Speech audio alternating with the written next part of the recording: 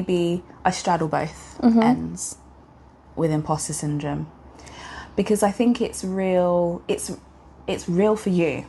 Your feelings are... When you were learning as a child, what was expected of you?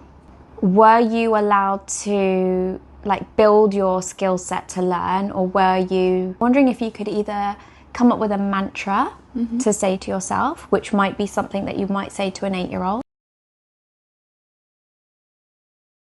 Hey, and welcome back to the therapy floor. I'm Dr. Vicky. And I'm Dr. Reds. And we're going to get straight into today's dilemma. Let's go.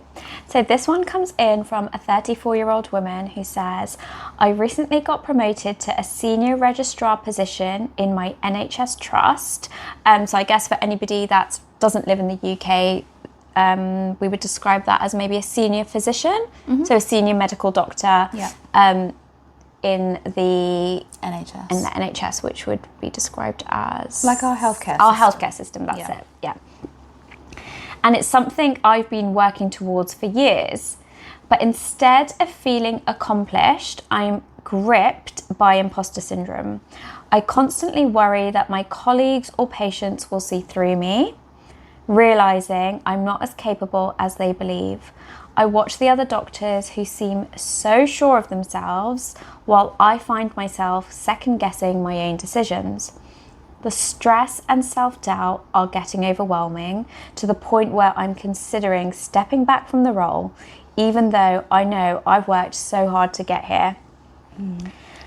Please help me, because I don't know how I can overcome this imposter syndrome, to start trusting my own abilities and really fully embrace this opportunity that I've earned within my organisation. Oh, okay. When did they qualify? When did they get the promotion? Recently, okay. Yeah. They're 34. Obviously, we don't know when they graduated or qualified. We don't have that info, but... Yeah, it's so...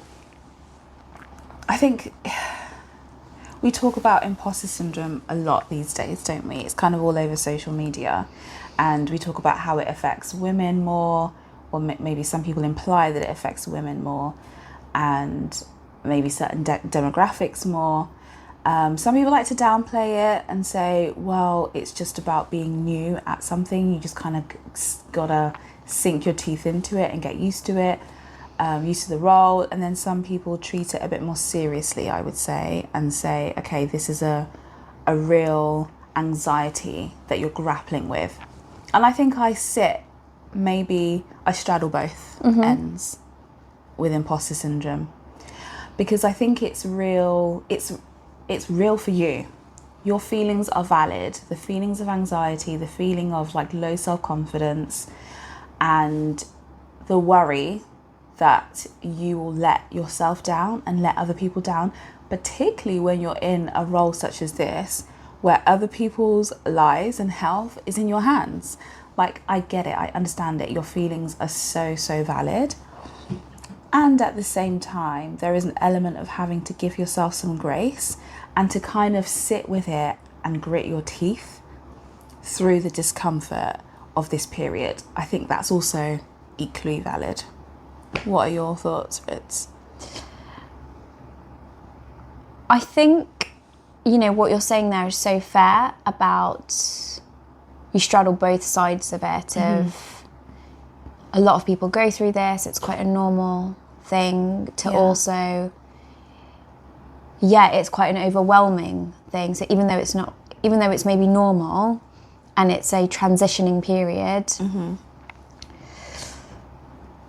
I think there's different levels of, I guess, the word normal and how it inhibits you from performing.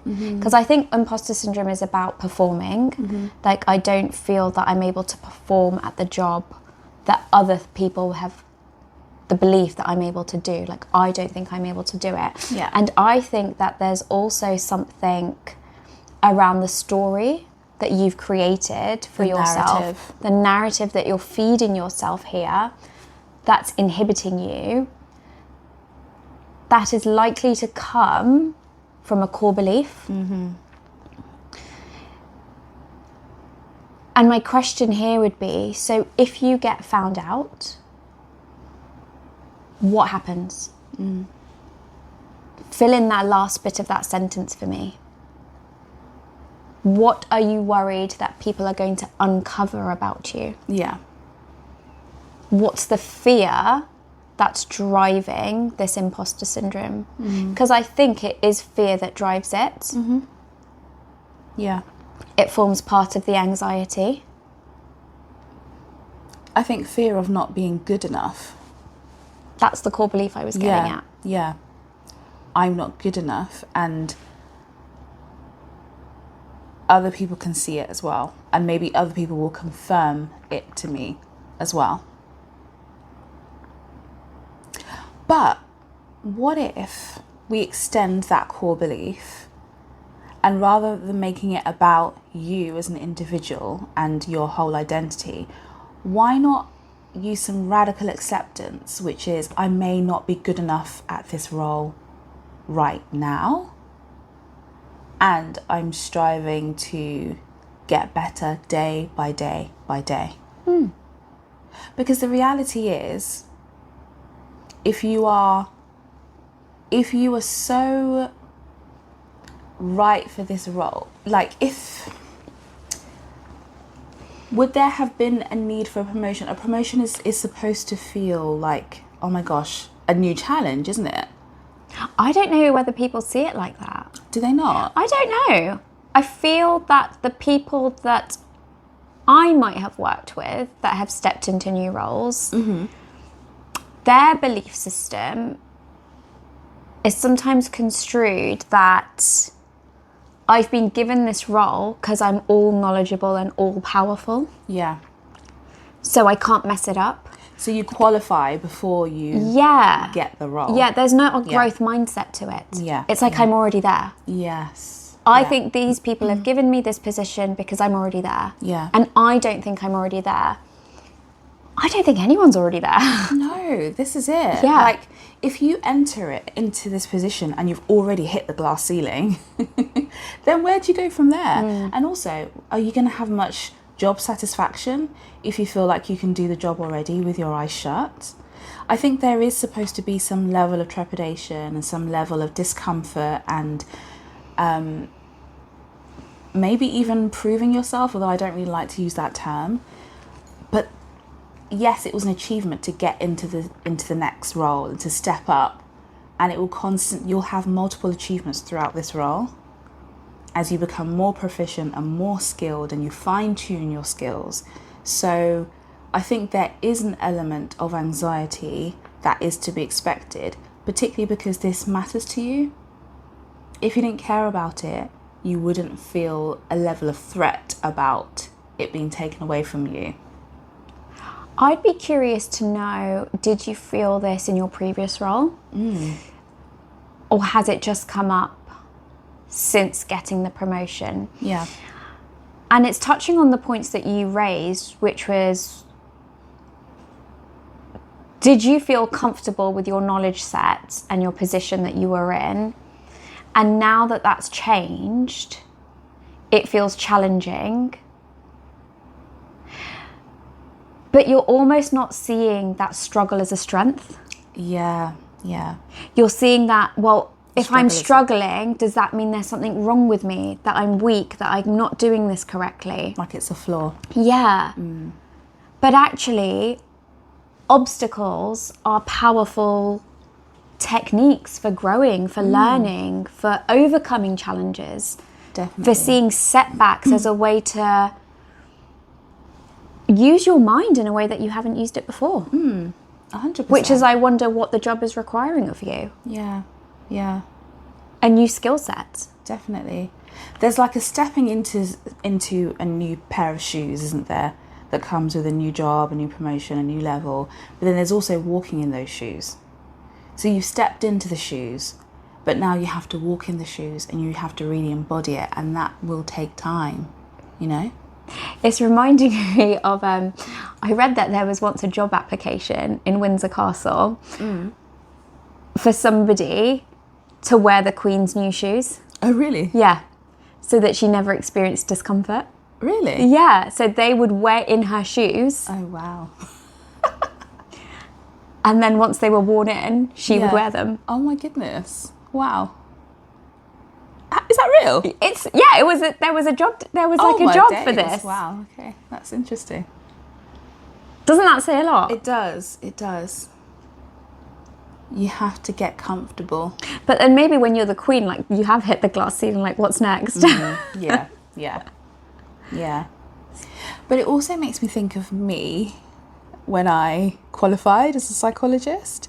And I don't mind sharing this because it has been a long time now since I've been qualified. What are we coming up to? 9 years? 10 years? Oh my gosh. Is it 10 years? It'll be 10 years. It's going to be 10 years? It is 10 years. No, it's 9 years. No. We graduated in 2015, didn't we? We passed our Vivas in 2015. Was it 2015? Yes. Okay, so fine. it's 9 years. 9 years. 9 years this month, I think. Yeah. Or last month. Yeah, last month, yeah. But I honestly mean this when I say that I feel so apologetic for the clients that I saw in my first year once I qualified, okay? Because, yes, I had the necessary skills to call myself a psychologist. I'd passed, I'd had, how many hours we needed to have. Was it 450 hours of client work? I'd had 450 hours and even plus. I was in surplus of that. I'd banked my hours. I'd seen that many clients. But in my first year, when I look back on it now, I wasn't at the level that I am right now. But I was qualified. And I really had to grow into becoming a more skilled practitioner and clinician. And I think the same will be true for you. As long as you're not doing any harm to your clients, obviously. But there is an element of having to kind of give yourself some grace. And what a shame it would be to stop now and to not believe basically what other people see in you.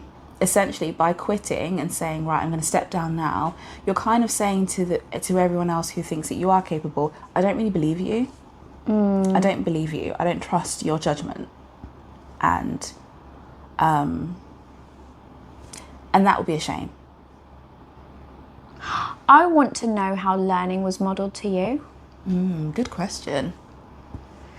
Yeah. When you were learning as a child, what was expected of you? Were you allowed to build your skill set to learn, or were you meant to just have the knowledge?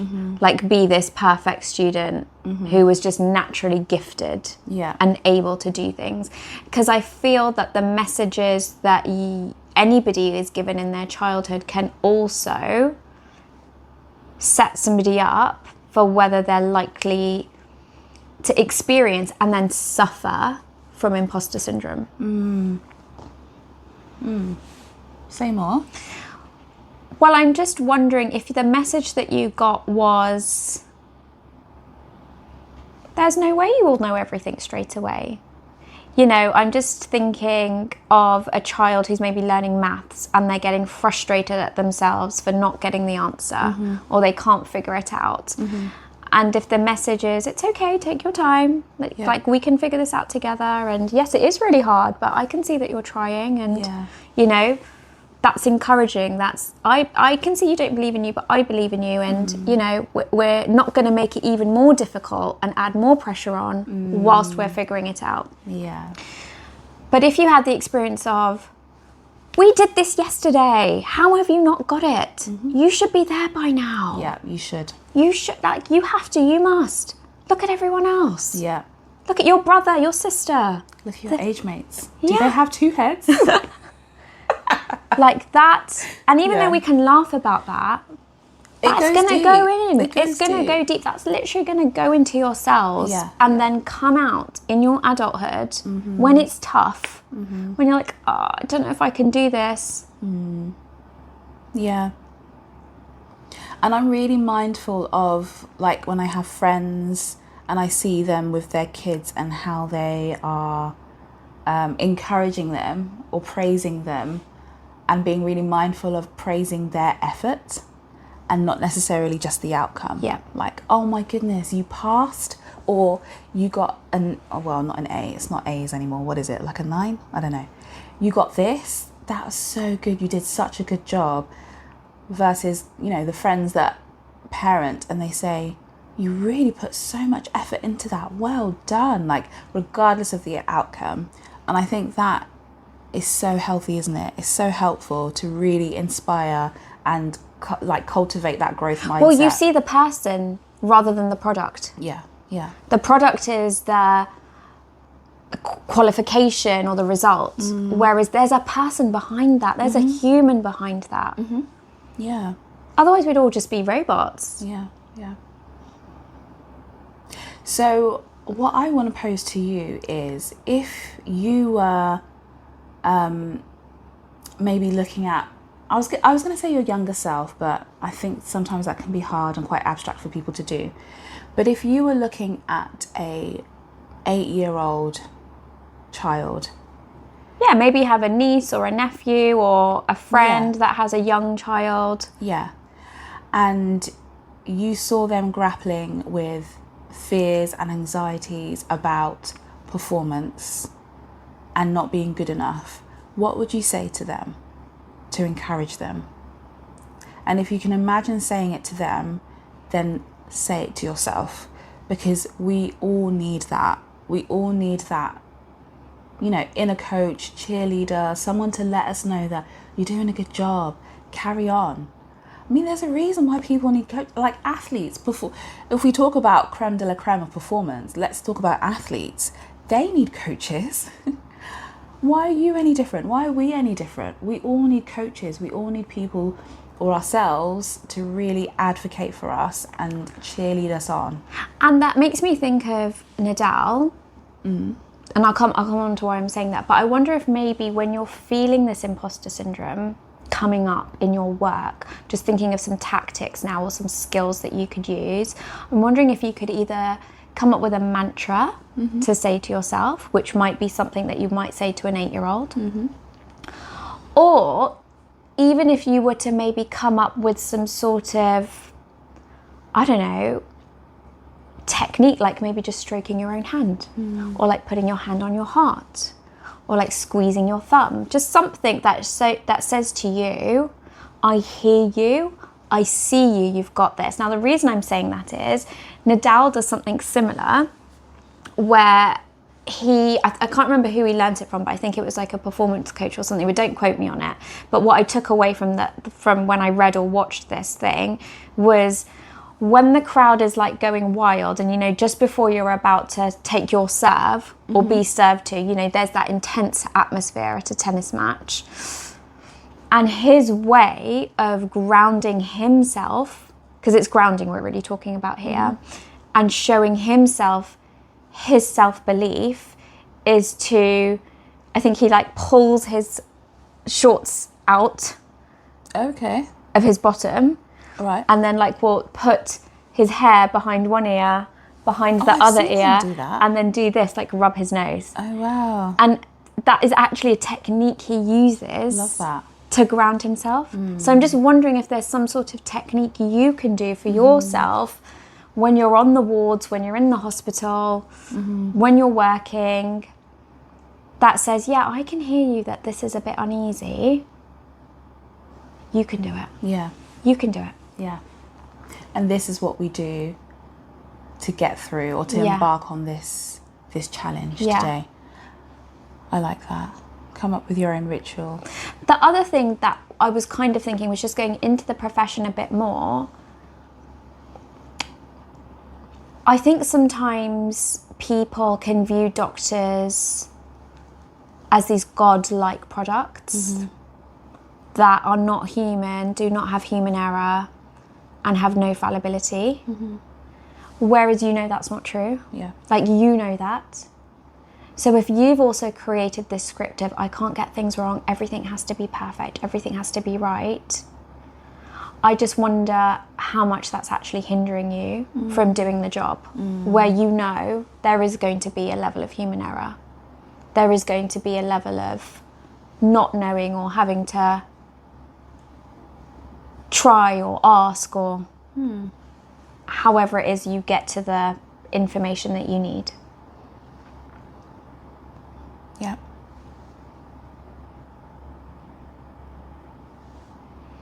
I hope that's been helpful. Yeah, I hope so. I hope so. I also just want to say, advocate for, or really think about your learning style and what you need to feel like you are learning every day and you're improving, not necessarily every single day, but you're making strides. Figure out how you can get the best out of yourself. What do you need to do? What do you need to put in place? Who do you need to get in your corner? Who at work do you need to see as like a mentor? Like, who do you trust? Like, what's your measuring, your outcome measure? Like, how will you know that you're doing a better job? Because you may not always feel it, but if you can see it, you have something tangible to measure yourself up against, that'll be good. Whether it's journaling and looking back and seeing how you feel day by day. Or even goals. Like, I wonder if you just wrote down maybe 5 bullet points of, if I was good enough at my job, these are the things I'd be doing. Yeah, yeah. So on the days that you feel like you're not, revisit those, and you'll probably end up like maybe ticking off 2 or 3. Yeah, yeah. And thinking, oh, actually, yeah, I am there. I am doing it. Okay. Allow your feelings to catch up, you know. Give yourself some time. But yeah, thank you so much for sending that dilemma in. If you have any dilemmas that you would like to share with us, feel free to email them over to us at hello@thetherapyfloor.com, and we will be sure to have a look at it and bring it to the floor. Yeah, we love receiving them. So thank you for sending this one in too. And we will see you very soon. Bye. Bye.